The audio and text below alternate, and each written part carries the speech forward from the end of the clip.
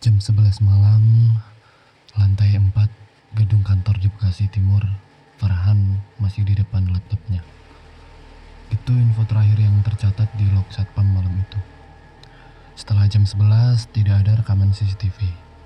Tidak ada saksi, tidak ada jejak. Yang ada hanya satu hal. Cangkir kopinya masih hangat ketika ditemukan keesokan paginya. Tapi Farhan sudah tidak ada. Dan sampai hari ini lur, gak ada yang tahu dia pergi kemana. Assalamualaikum warahmatullahi wabarakatuh. Selamat datang kembali di Cerita Sebelum Maghrib, tempat dimana cerita yang gak berani diucapkan pada siang hari. Oke teman-teman, malam ini gue mau cerita tentang seseorang yang gue kenal atau gue tahu di sosmed gitu, teman sosmed, dengan sangat baik, rekan kerja freelance gitu ya. Terus ini adalah cerita tentang Farhan yang pergi di tengah malam tanpa pamit dan bawa serta sesuatu yang seharusnya dia nggak ketahui. Duduk dulu lur, ini bukan cerita pendek soalnya. Oke, bersiap-siaplah. Gue sama Farhan pernah kerja dulu di suatu perusahaan yang sama, udah 3 tahun yang lalu. PT yang bergerak di bidang distribusi barang, kantor pusat di suatu daerah yaitu di Bekasi Timur. Gedung tua tapi udah direnovasi, 5 lantai. Kita masuk bareng, ospek bareng, ngopi bareng setiap pagi sebelum jam 8. Farhan itu tipe orang yang susah lo temuin sekarang. Gak pernah ngeluh, gak pernah datang terlambat, gak pernah nolak kerjaan meskipun itu bukan tugasnya. Dia yang paling rajin lah. Dia yang paling nurut dan tanpa sadar dia yang paling sering dimanfaatin. Han, bisa lembur gak malam ini? Reportnya belum kelar. Oh oke pak, gak apa-apa, kata Farhan. Selalu begitu. Tidak pernah satu kali pun gue dengar Farhan bilang tidak. Istrinya, Sinta, pernah menelpon gue diam-diam suatu sore. Nada suaranya pelan banget, kayak takut didengar. Raka, Farhan itu lembur terus ya belakangan ini? Iya mbak, kerjaan lagi padat. Dia pulang makin malam, kadang jam 2, jam 3 sampai subuh. Tapi waktu gue tanya dia kerja apa sampai selembur itu, dia gak pernah jawab dengan jelas. Gue gak tahu mau bilang apa kan. Jadi gue bilang yang paling mudah, gak usah khawatir mbak, Farhan baik-baik aja gitu. Bohong yang paling mudah adalah yang kita sendiri ikut percaya. Ada satu hal lagi soal Farhan yang baru gue sadari belakangan ini. Beberapa bulan sebelum dia hilang, penampilannya mulai berubah gitu. Pelan-pelan tapi pasti. Lingkaran hitam di bawah matanya makin tebal. Badannya makin kurus, padahal dulu dia yang paling suka banget makan. Cara bicaranya yang lebih pelan, lebih hati-hati seperti orang yang terus-terusan mikir sebelum ngomong. Pada suatu hari, waktu kita lagi pantry gitu, cuma berdua, Farhan tiba-tiba ngelap muka pakai kedua tangan. Terus diam lama banget. Raka, lo pernah gak nemu sesuatu di kantor yang sebenarnya lo nggak mau tahu? Dan gue ngerti maksudnya di sini. Di dunia kerja ada hal-hal yang lebih aman untuk tidak diketahui gitu menurut gue. Dokumen yang salah kamar, laporan yang angkanya terlalu rapi, pembicaraan yang berhenti tiba-tiba ketika lo masuk ruangan. Terus dia bilang, kalau lo udah tahu Han, ya udah pura-pura nggak tahu aja. Farhan ngangguk. Tapi matanya kayak gak bisa ngangguk gitu. Ini dimulai sekitar 3 bulan pas sebelum Farhan hilang gitu. Waktu itu Farhan pernah cerita ke gue dengan nada yang sangat kasual, seolah itu bukan hal besar ya dulu. Bahwa dia sering lembur sendiri di lantai 4 sendirian.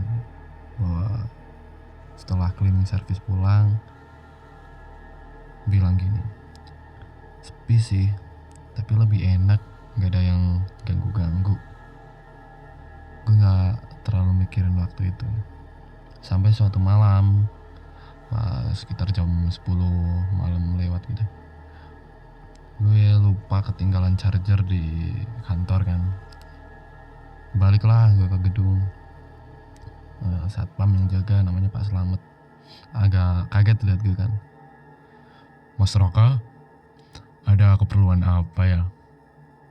Ketinggalan charger pak, bentar aja. Oh, lantai berapa mas? Lantai 4 pak. Pak Slamet tiba-tiba diam sebentar itu. Terus dia bilang sesuatu yang waktu itu gue anggap aneh tapi gak gue pikirin lebih jauh gitu. Mas Farhan masih di atas, tapi kalau bisa jangan ganggu ya mas. Katanya lagi ada pertemuan penting.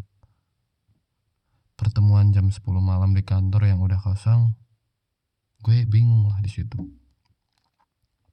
Gue tetap naiklah ke lantai 4. Lampu koridor mati. Hanya ada ruangan yang lampunya nyala gitu. Ruang kerja di divisi operasional pojok kanan. Ruangan tepatnya di ruangan Farhan.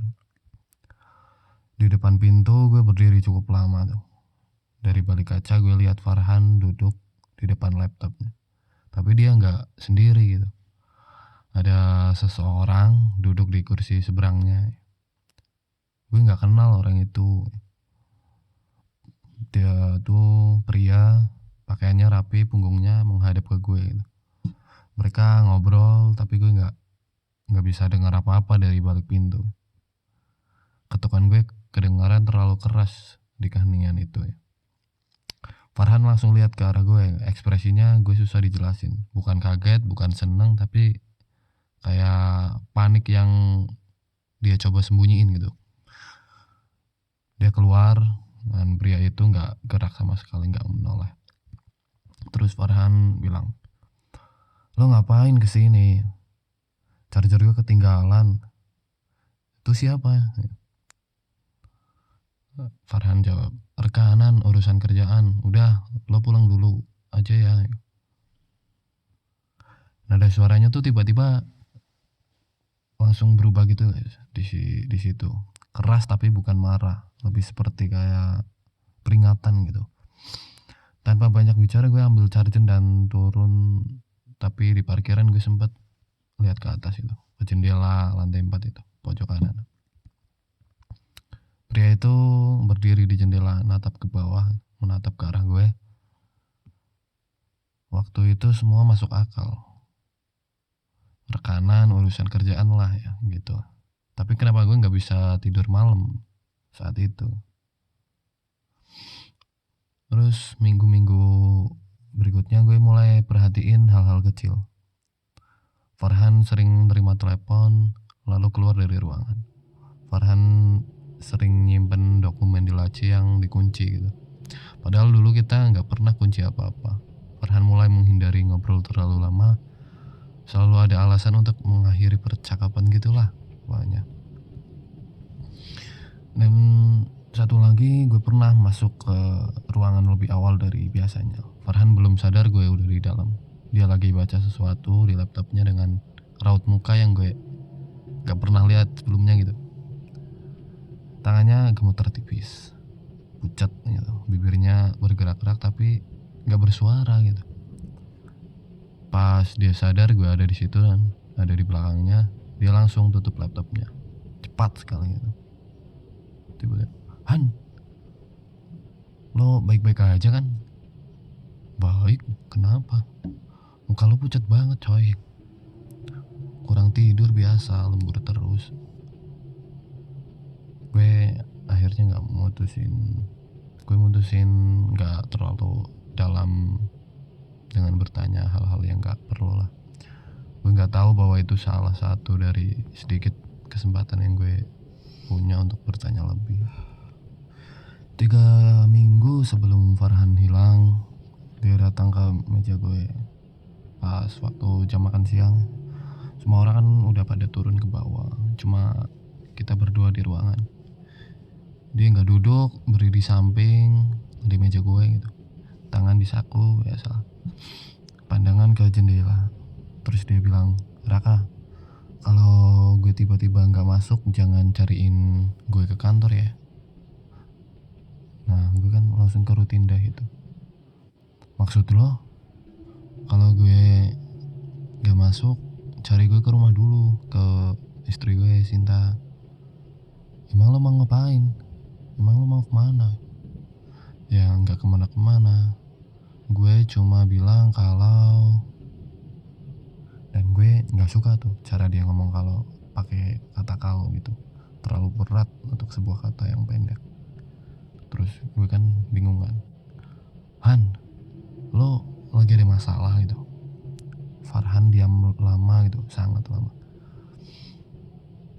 Terus dia pelanin badannya, duduk di pinggir meja gue. Suaranya turun jadi hampir bisikan gitu. Lo tahu kan, gue megang laporan keuangan distribusi. Iya. Lo tahu kan, ada angka yang harusnya gak mungkin. Gue ngangguk pelan. Gue nemu sesuatu, Raka. Sesuatu yang harusnya gak gue temuin. Apa? Gue belum bisa cerita. Tapi itu bukan cuma soal uang. Bukan cuma soal uang. Gue terus-terusan ngulang kalimat itu di kepala sampai sekarang. 3 hari setelah percakapan itu, gue nggak sengaja masuk ke ruang arsip gitu. Waktu Farhan lagi di sana, dia lagi foto sesuatu pakai HP. Terus beberapa lembar dokumen yang terbentang di meja. Pas gue masuk, dia langsung kumpulin dokumennya, masukin ke map gitu. Dia masukin ke map ke dalam tas. Gue kan nanya, dokumen apa sih tuh? Arsip lama, nggak penting kok. Itu nggak mungkin, bener kan? Farhan nggak pernah bawa pulang dokumen kantor, nggak sekalipun dalam 3 tahun. Terus malamnya gue dapat WA dari dia, satu kalimat. Kalau gue nggak ada foto-foto di HP gue, ada folder yang gue kasih tahu ke lo. Gue langsung telepon, nggak diangkat. Gue telepon lagi, nggak diangkat. Gue WA, Han, lo ngomong apa? Ngomong apa gini? Gue khawatir. Dibaca tapi nggak dibalas. Terus esoknya pagi di kantor, Farhan masuk kayak biasa. Senyum, say hello, ngopi. Kayak nggak terjadi apa-apa gitu. Seperti malam sebelumnya, kayak nggak terjadi. Gue hampir lega lah, hampir. Karena ada sesuatu yang gue perhatiin pagi itu, sesuatu yang kecil. Tapi gak bisa gue keluarin dari kepala. Farhan gak bawa tas kerjanya, padahal tiap kerja selama 3 tahun dia selalu bawa tas itu. Tas hitam, sedikit lusuh dengan gantungan kunci merah, pemberian Sinta ya, dari istrinya. Hari itu dia gak bawa tas, tangannya kosong. Gue tanya lah dengan santai, Han, tasnya ketinggalan di rumah. Tapi cara dia bilang itu terlalu cepat, terlalu siap gitu. Kayak dia udah tahu gue akan tanya. Pas hari Rabu terasa normal lah ya. Pagi cerah, kemacetan di Bekasi kayak biasanya lah. Kopi, terus di kantin lantai 2 gitu. Farhan datang, duduk, buka laptop, mulai kerja. Jam 2 siang ada pengumuman lembur, deadline laporan akhir kuartal seperti biasa. Beberapa orang langsung mengeluh diam-diam. Seperti biasa, Farhan gak ngeluh sama sekali. Jam 5 sebagian besar udah pada pulang. Gue tanya Farhan mau lembur juga. Iya, masih ada yang harus gue beresin. Mau gue temenin, Farhan lihat gue sebentar. Ada sesuatu di matanya yang gue gak bisa baca. Gak usah, lo pulang aja lah. Anak istri lo nungguin. Gue ketawa kecil lah. Lo juga punya istri kali yang nungguin di rumahan. Farhan tersenyum, tapi itu senyum yang salah, senyum yang terlalu lama hilangnya. Iya, makanya gue mau beresin cepet nih, beresin cepet biar bisa cepet pulang gitu. Gue percaya dia lah. Gue pulang, terus itu terakhir gue kali lihat Farhan lah. Keesokan paginya Farhan gak masuk, jam 9 belum ada kabar. Gue WA gak dibales, gue telepon gak diangkat. Jam 10 Sinta telepon gue, suaranya beda dari biasanya, lebih kering, lebih datar gitu, kayak orang yang udah habis nangis malaman dan udah kehabisan air mata gitu. Raka, Farhan gak pulang semalam. Gue langsung spontan berdiri lah dari kursi kan. Gak pulang gimana? Gimana maksudnya? Gue nungguin nyampe jam 3 subuh Raka. Gak ada, HP-nya gak aktif. Gue udah ke kantor tadi. Satpam bilang dia ada semalam lembur, tapi keluar sekitar jam 11. Keluar kemana? Satpam itu gak tahu. Gue langsung ke kantor lah. Gue tanya Pak Slamet, satpam malam kan, yang shift malam gitu. Dia emang inget Farhan keluar jam 11 kurang itu. Sendirian Pak? Iya Mas. Tapi apa? Kata Pak Slamet. Pak Slamet mulai ragu. Mas Farhan kayak terburu-buru gitu. Dan waktu saya tanya mau kemana, dia bilang biasa Pak. Tapi wajahnya kenapa Pak? Kayak orang yang takut Mas, tapi takutnya ditahan. Gue spontan lah, gue langsung nanya soal CCTV gitu. Pak Slamet terdiam cukup lama. CCTV lantai 4 Pak, semalam mati Mas. Mati? Iya, dari jam 9 nyampe malam jam 12. Teknisi udah dicek pagi ini, katanya kabelnya dicabut. Nah, dicabut bukan rusak sendiri berarti kan, bukan gangguan listrik juga kan. Ada yang sengaja matiin rekaman malam itu. 2 hari setelah Fajar hilang, ada kabar seorang pria ditemukan pingsan di bawah flyover Bekasi Timur. Gak ada identitas, HP gak ada, dompet gak ada, ciri-ciri fisik sesuai kan. Gue dan Sinta langsung ke rumah sakit umum daerah situlah. Jantung gue deg-degan gitu, kencang banget di tangga rumah sakit. Sinta menggenggam tangan gue keras banget. Pria di ranjang itu bukan Farhan ternyata. Sinta gak menangis, dia hanya berdiri diam di depan ranjang itu, menatap pria yang bukan suaminya. Entah kenapa itu jauh lebih menyeramkan daripada tangisan. Kita pulang tanpa bicara. Malam itu gue gak bisa tidur kan. Gue cuma buka HP, gue cuma inget folder apa yang Farhan pernah bilang. Dia kasih tahu ke gue gitu.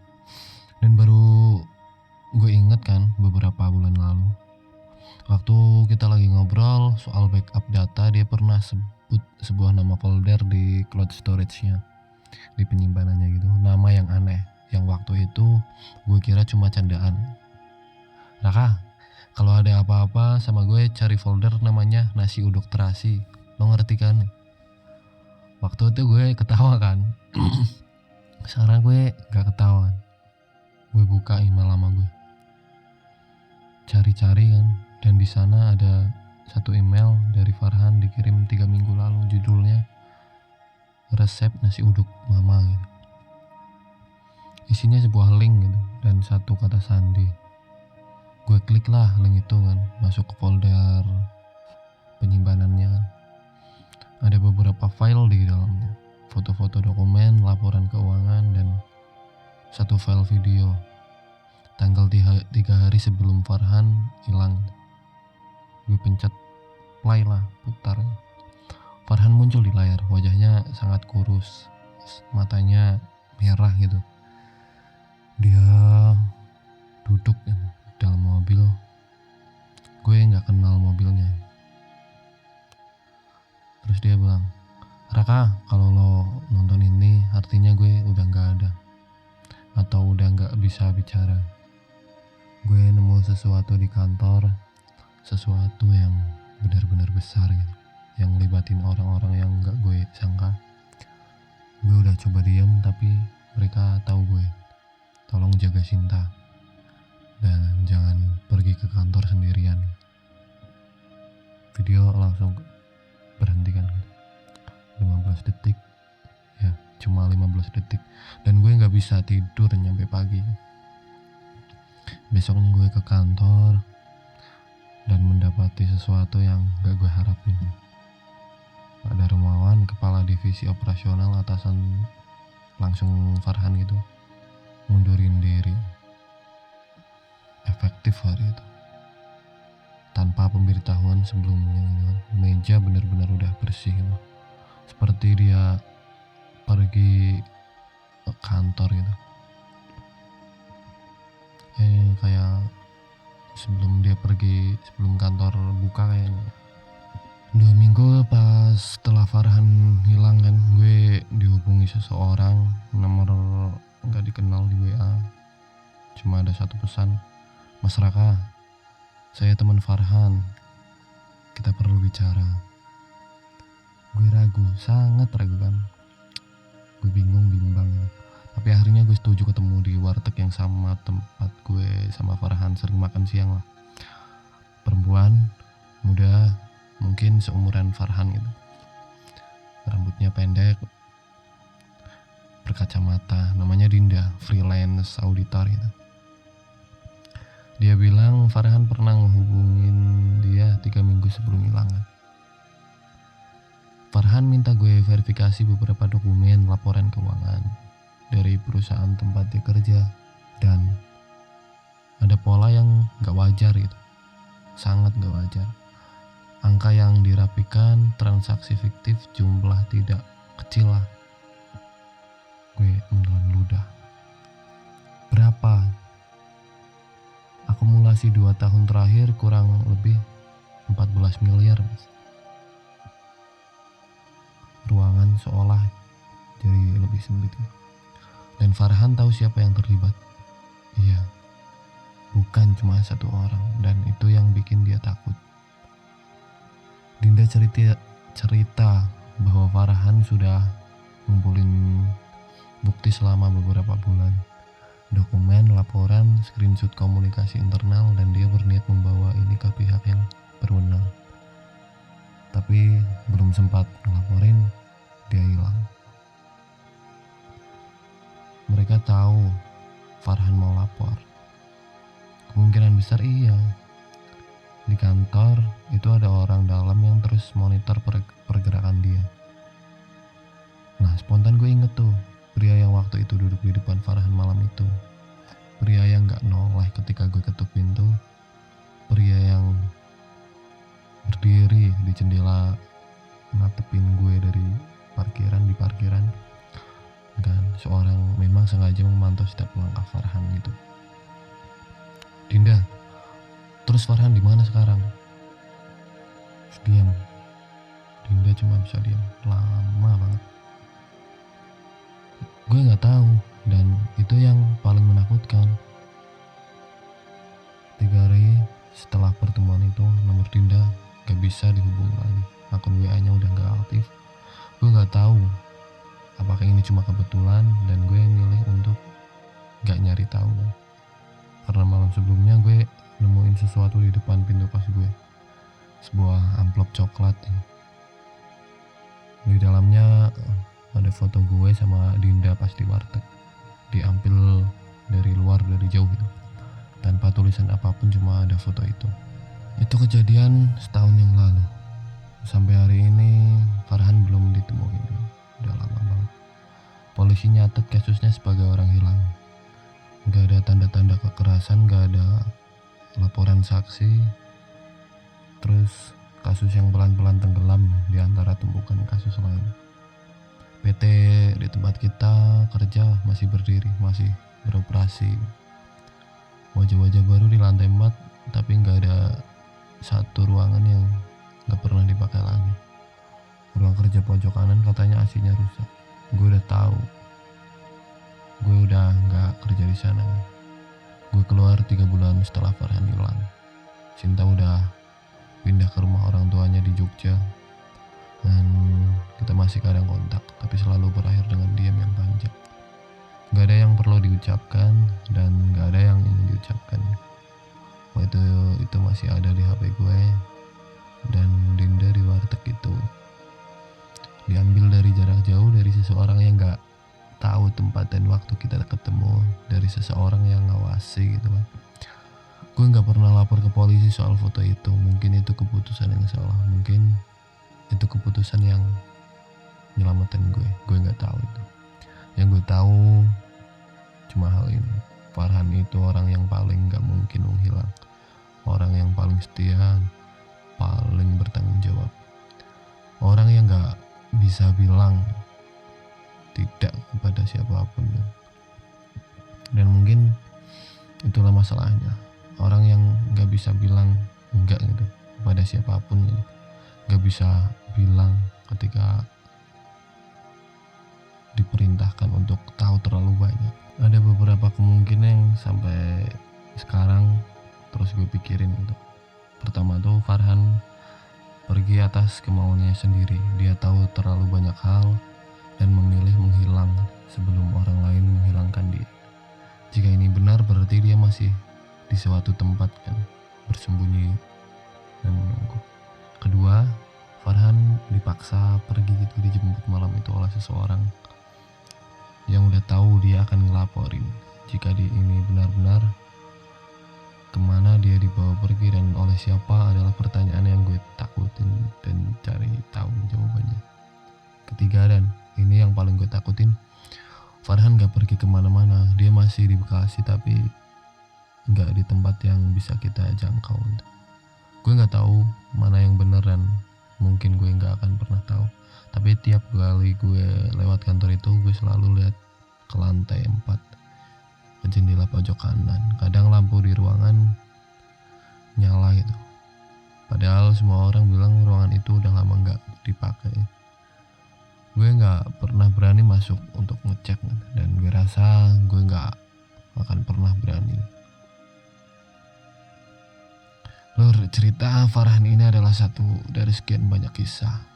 Gak pernah sampai ke permukaan. Karyawan yang tahu terlalu banyak, sistem yang terlalu besar untuk satu orang lawan, dan keberanian yang akhirnya gak cukup, atau mungkin terlalu besar sampai harus dibayar dengan harga yang tidak masuk akal.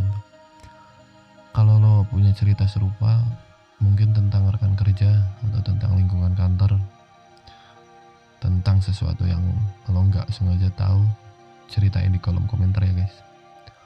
Gue baca sampai ke semua komentar kalian. Oke, terima kasih.